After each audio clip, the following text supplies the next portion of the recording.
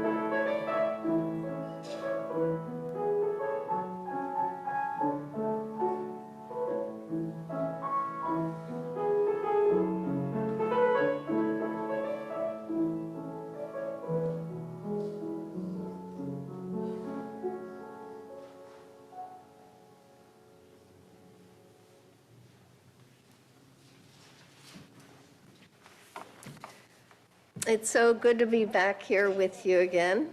And it looks like the color today is purple. And I didn't get the memo. So forgive. Oh, well. Next time I'll remember to ask. So these words by David Pohl will invite us into worship. We gather this hour as people of faith with joys and sorrows, gifts and needs.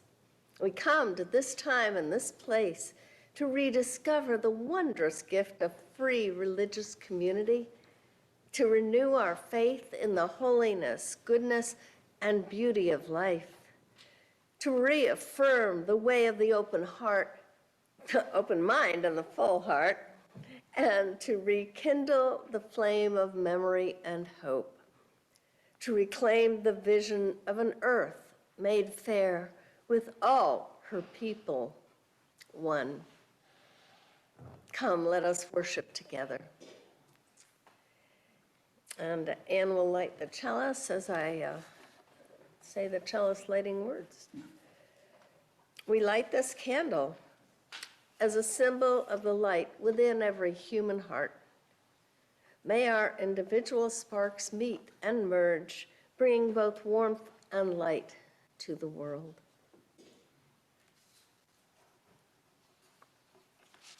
Our opening hymn is number 108 in the Gray Hymnal. My life flows on in endless song. And please rise as in body or in spirit.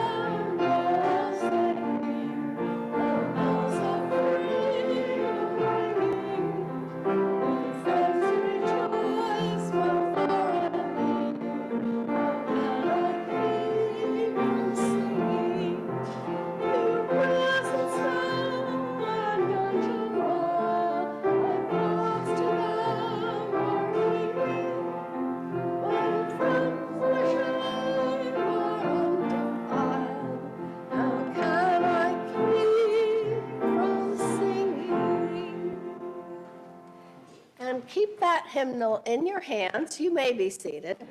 But I forgot to put this in the order of service. I have a responsive reading I'd like to share with you. It's number 569 in the back of the hymn book.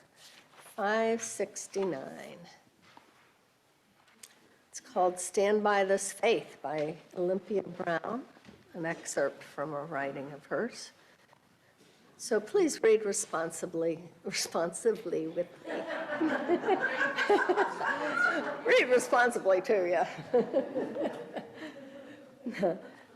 Stand by this faith, work for it, and sacrifice for it.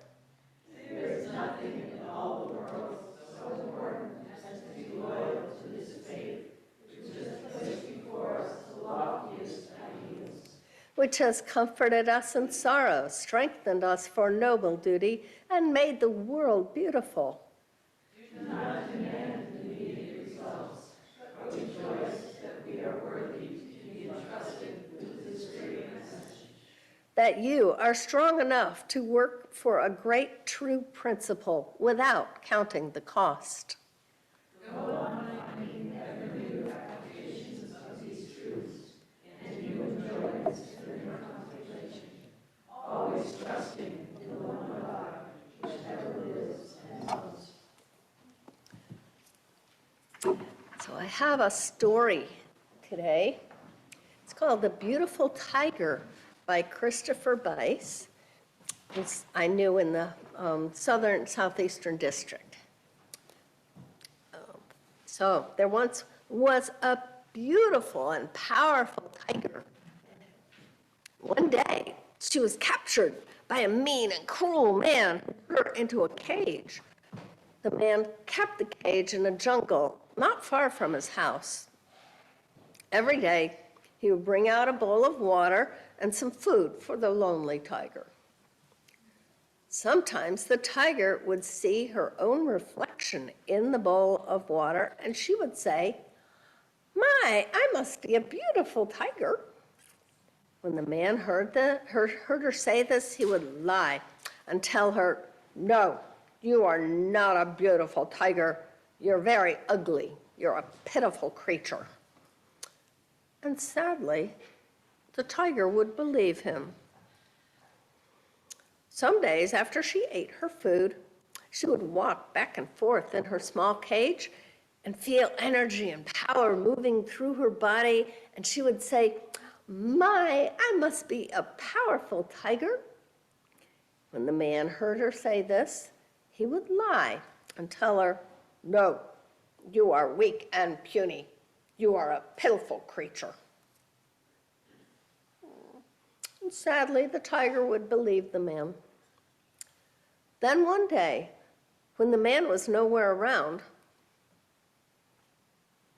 a lion happened to walk by the cage. The lion saw the tiger inside and spoke to her. "Beautiful and powerful tiger, what are you doing lying about in that cage?" "Do not make fun of me," replied the tiger. "I know that I am neither beautiful nor powerful."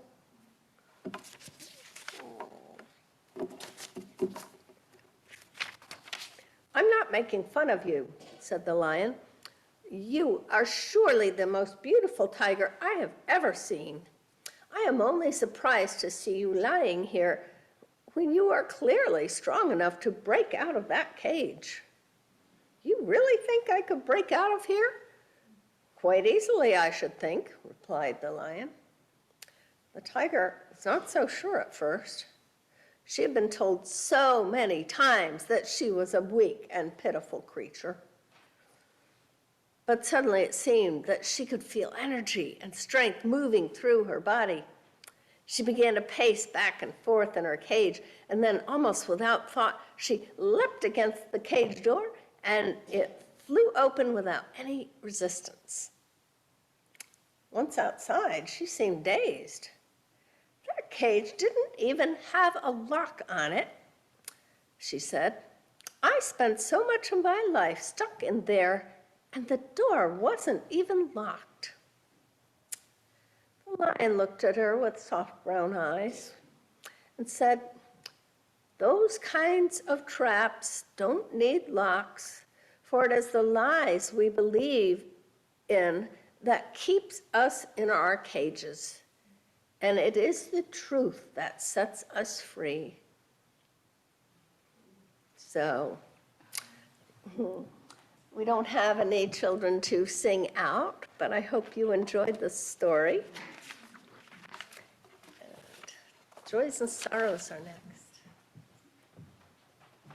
Trust in human existence, an affirmation in the worthwhileness of the human enterprise.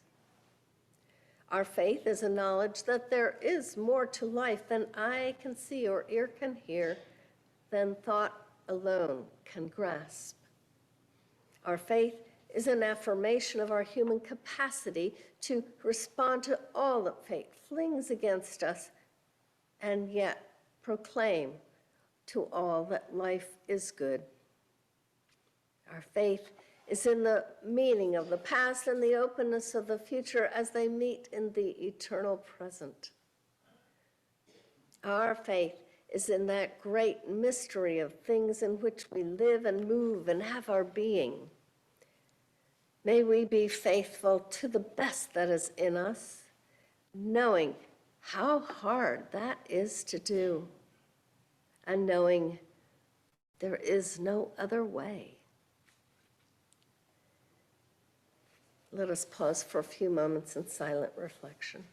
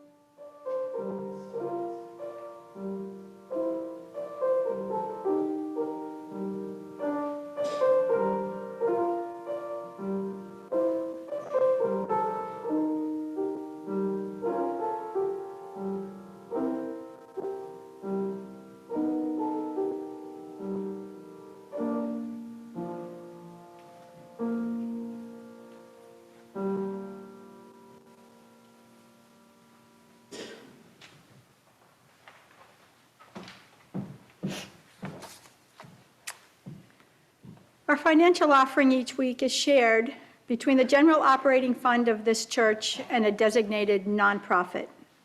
For the month of February, we have set aside half of our plate for Habitat for Humanity of Worcester.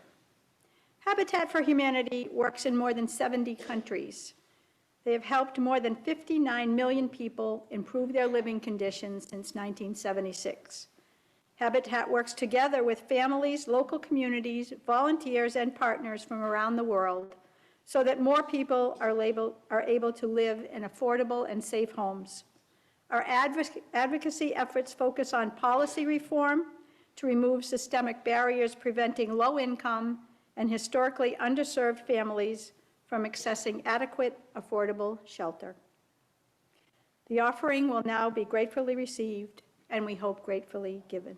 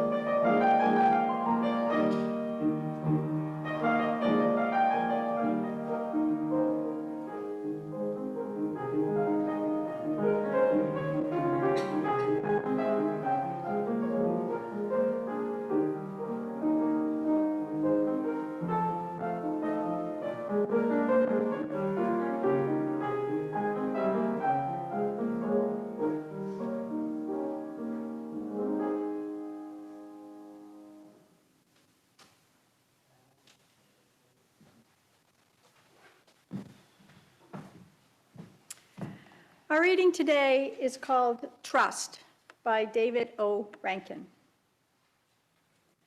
When I trust, I am able to engage in the process of discovering who I am and of creating what I will become. I am able to function honestly and naturally without masks, defenses, and deceptions. I am able to reveal hidden desires and inner weaknesses without fear of criticism. I am able to focus on constructive projects rather than brooding over imagined wrongs.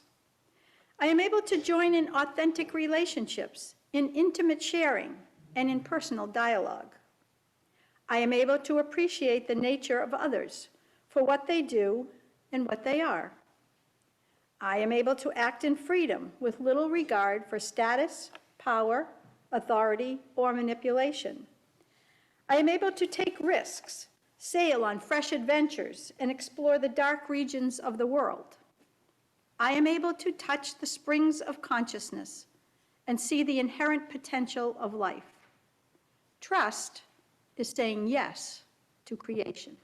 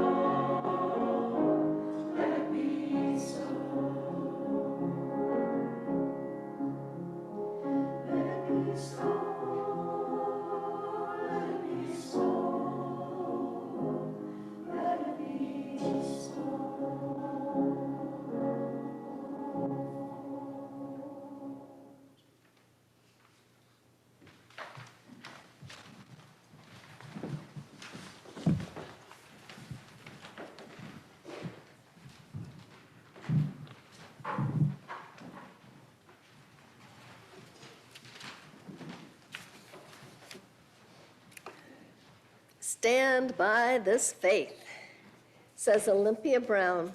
She was speaking of the Universalist faith, which she was ordained into in 1863. Stand by this faith, we can still say today, speaking of a Unitarian Universalist faith that in many ways has changed, yet in many ways has stayed the same since Reverend Brown's time. One thing that hasn't changed in all this time is that people still refer to Unitarian Universalism as a faith. The first chapter in the Unitarian Universalist Pocket Guide is called Our Faith. Another book that serves as an introduction to Unitarian Universalism is called Our Chosen Faith. This title focuses on the fact that so many of us, they say 90%, come to Unitarian Universalism from other religions or no religion. A very small portion are born into it. Most of us choose it. James Luther Adams, the primary Unitarian theologian of the 20th century, wrote a book called An Examined Faith, playing on the famous line from Socrates that an unexamined life is not worth living. As Unitarian Universalists, our faith must pass the test of reason, or it is not worth having. Some people talk about Unitarian Universalism as a saving faith and share stories about how it saved them by its inclusive embrace, its wide acceptance of people and beliefs, its affirmation of the worth and dignity of everybody. And some talk about it as a covenantal faith, referring to the fact that what binds us together as Unitarian Universalists is not a creed or a common belief system, but rather a covenant, a sacred promise to walk together in our search for what gives our lives meaning and purpose, whether that covenant is explicit or not. Unitarian Universalism is sometimes also called a religion, a denomination, or a movement, but it is most often called a faith, perhaps because that best captures the significant core of what this creedless, loosely organized collection of congregations and individuals is all about. So we Unitarian Universalists have a faith we can be proud of, a faith that opens doors of the Spirit, a faith that takes justice seriously, that finds expression in speaking out for the poor and the oppressed. We have chosen this faith, we have examined it, and if it hasn't yet, it may still save us. So we have a faith.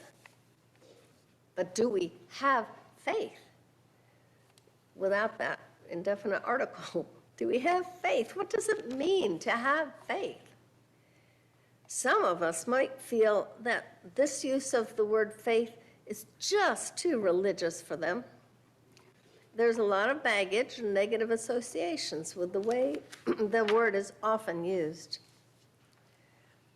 In some religious traditions, people are expected to believe things that go against reason, or at least things there's no evidence for.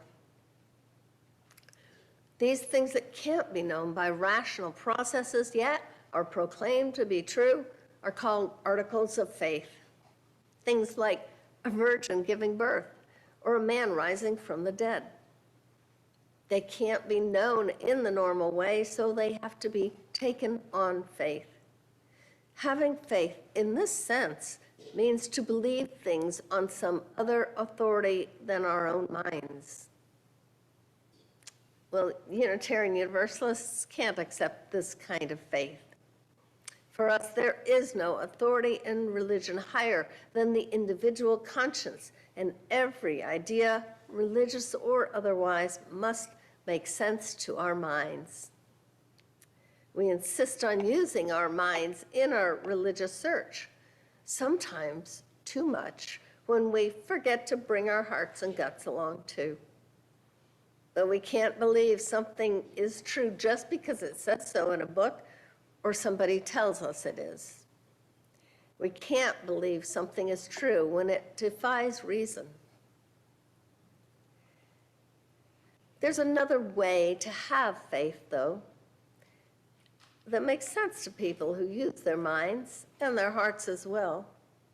There's a way to have faith that doesn't require us to leave our brains at the door.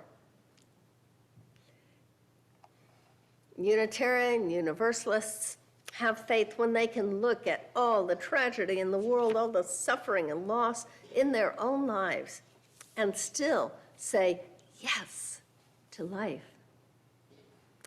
As UU minister Dick Gilbert says in the prayer I shared earlier, the faith we share is a fundamental confidence in life, a basic trust in human existence, and an affirmation of the worthwhileness of the human enterprise. It is more an attitude than a belief. At bottom, it is a deep trust in our own goodness and in the goodness of the world. And as David Rankin says in the reading Anne shared with us, trust is saying yes to creation.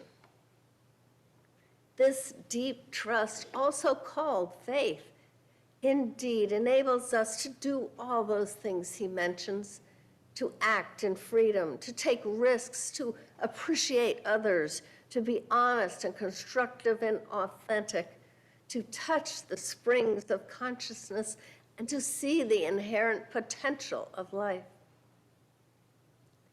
When we have faith, we cannot keep from singing. When we have faith, we feel able to realize our best potential. When we have faith, everything feels right with the world and ourselves. When we have faith, we know we can overcome any obstacles. When we have faith, we won't worry that our small contribution alone won't fix what we see wrong in the world. It is enough that we are doing our part.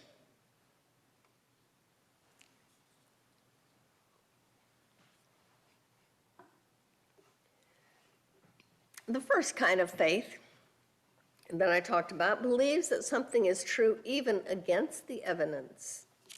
Well, this kind of faith does that too, but instead of believing something about the world that seems impossible, this faith asks us to believe in ourselves, even when that seems impossible. Sometimes I feel like I can't do anything right.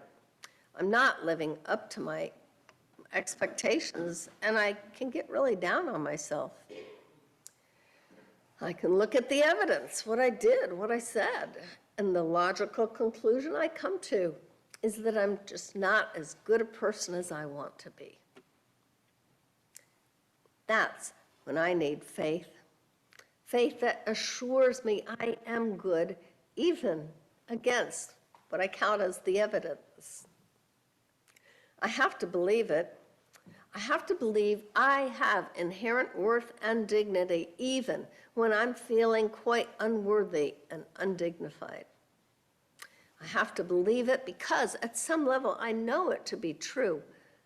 But more importantly, in that moment, I have to believe it because it's the only way out. It's the only way to feel good about myself again, the only way to feel happiness again, the only way to realize my potential as a capable and loving human being. When we're down, we're not doing ourselves or the world any good. And of course, it's natural and inevitable that we'll be down now and then. And that's okay. The point is not to stay there any longer than we have to.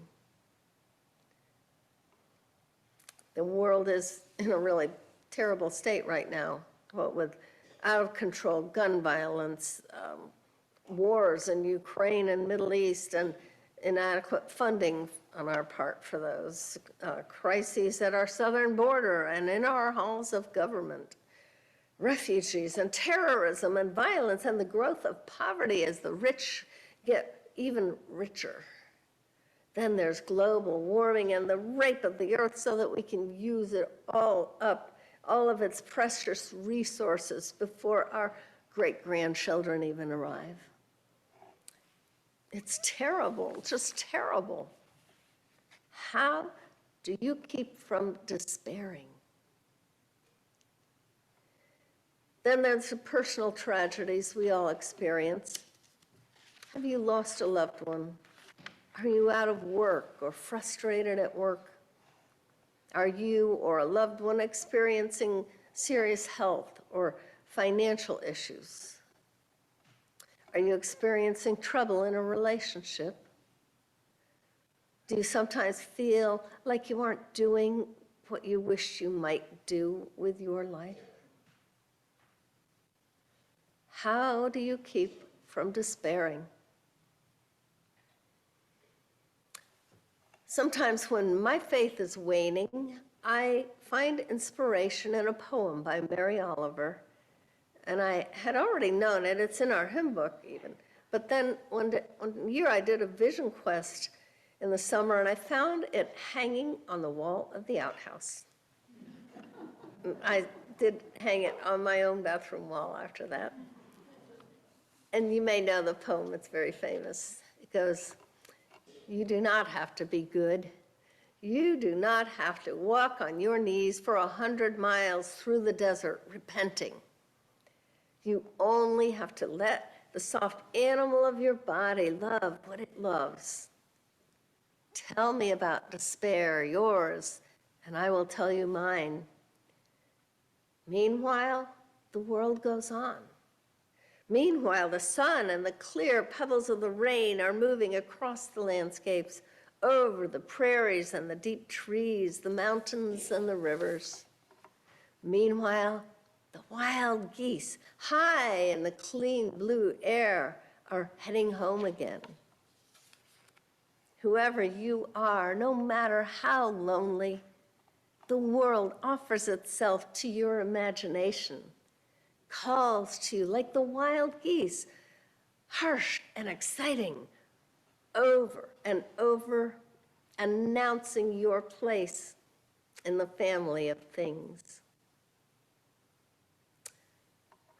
Whoever you are, the world offers itself to you. It calls to you over and over, announcing your place in the family of things. There are many ways to find faith, ways to restore our faith in ourselves and in life itself. As Unitarian Universalists, we're open to finding it anywhere. This is where our personal belief system comes in, which can be different for everybody. Some find renewal of their faith in their conception of God. Some might read the Bible. Some might find it in reflection on the cosmos or the rhythms of the earth. Some might read the Tao Ching. Some might read Marcus Aurelius or Ralph Waldo Emerson, a couple of my personal favorites. Some might find it in meditation. Some might find it in prayer. Some might do any or all of the above, and I am sure you can think of more. Beyond these sources, however, we have a common source. Our Unitarian Universalist faith offers us the faith we seek. Our Unitarian roots feed the belief in the goodness of humanity, and our Universalist roots feed the belief in the goodness of God or the universe. There is no hell in our faith, and our heaven is right here on earth if we can only realize it, if we can only believe in it. We all have inherent worth and dignity, and we are all connected to each other and to the whole. We derive our worth through our being part of this greater whole. Sometimes I think of it as having faith in myself, trusting myself and my judgment, believing in my inherent worth and dignity. And sometimes I need to believe there is something outside of myself, something I can lean on, even if it is something as large and impersonal as the entire universe. One image I like is the idea of just floating in the ocean of God, letting go of my worries and my need to control outcomes, and just relaxing and letting myself be held up by forces stronger than I am.